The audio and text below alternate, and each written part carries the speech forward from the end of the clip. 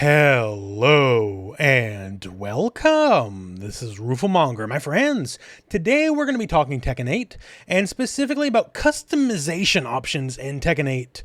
As watching this video here, this is IGN's recently released video about the quest mode in Tekken 8, and I'll put a link to that in the video description if you want to check that out. But it's become very clear to me, although I guess it was sort of always clear to me, but this one just really hammered it home, about how much more customization options Tekken has to offer than, say, currently Street Fighter 6 or Mortal Kombat 1.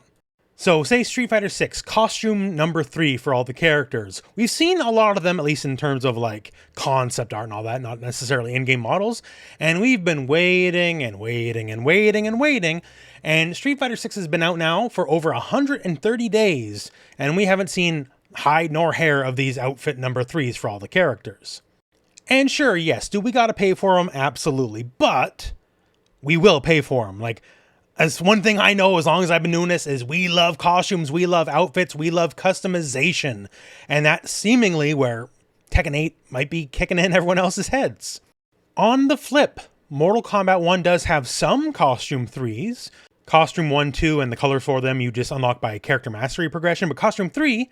you gotta hope it's in the shop, so it costs money out of the gate, and the shop rotates, so if it's not in the shop, you're out of luck. So, say there's a costume you want really bad, if it rotated out, who knows when it'll show back up.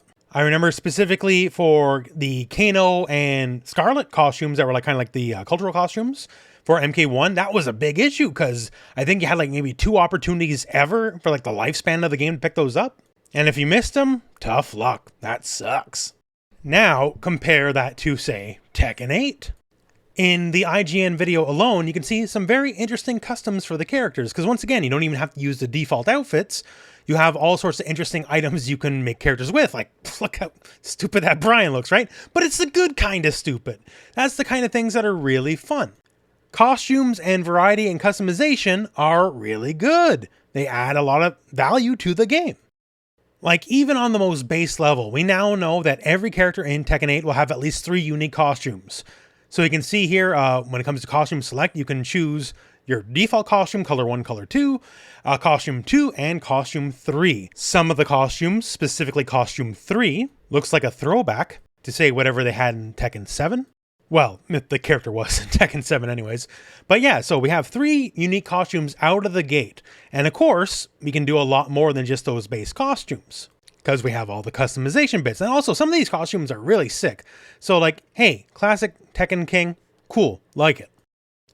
But versus like this other all-new outfit, like I don't even know how to describe this properly, other than this is straight badass and I dig it.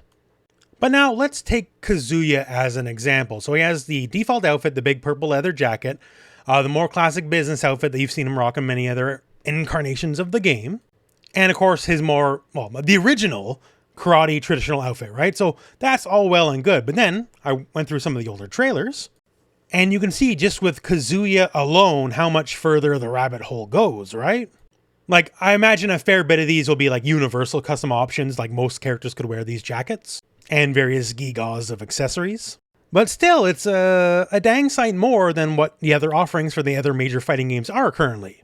Especially given how in-depth they seem to be going with this. So here are some older screenshots of the game that appeared a couple months ago. And as you can see, the options are pretty in-depth, as you have a lot of options for customization beyond just the base costumes. And besides the outfits, you can also mess with the color of everything, both your hair and what you're wearing. So customization is now getting more on, like, say, the Soul Calibur level than, say, what traditionally Tekken has offered. Especially given the fact in this screenshot, you can see various items you can rotate around, move around to make sure it just works exactly how you like it. And if you're anything like me and spend hours and create a character in any given game, this is a very, very big deal. I know for a lot of people, I don't know anyone who doesn't like customization, right? And pretty much everyone does like customization. So these are your options, and they're just fantastic from everything I've seen. Very obviously, none of this affects gameplay. The core gameplay will be the core gameplay regardless, but it's fluff, and people like fluff. I like fluff a lot. And when it comes to specifically that, fluff, not core gameplay, sure, but it looks like Tekken 8's gonna be a step above what Street Fighter 6 and Mortal Kombat 1 have to offer right now. So that's definitely a big feather in their cap. And of course, there's the whole quest mode as what this video is. Everyone's launching with their big single player mode, and quest mode seems to be that for Tekken 8. And one thing, I don't know if this will be the case or not, but it is heavily based off Virtua Fighter 4's quest mode. Everything's set in arcades.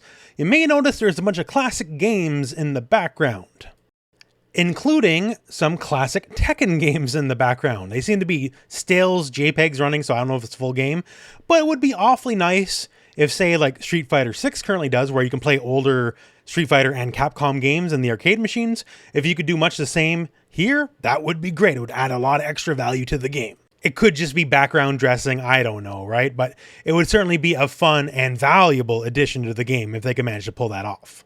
And while I got here, quest mode does seem to have some fun stuff too. Like this guy here talking about, is the machine broken? They ban you if you hit the machine, you know. And when you beat him, he had his excuses ready frame one, because that wasn't my fault. The stick was broken. So it does a very good job at emulating classic arcade culture. Because you know what, to be fair, sometimes we went really hard on those controls. I've seen more than a few broken arcade sticks in my day.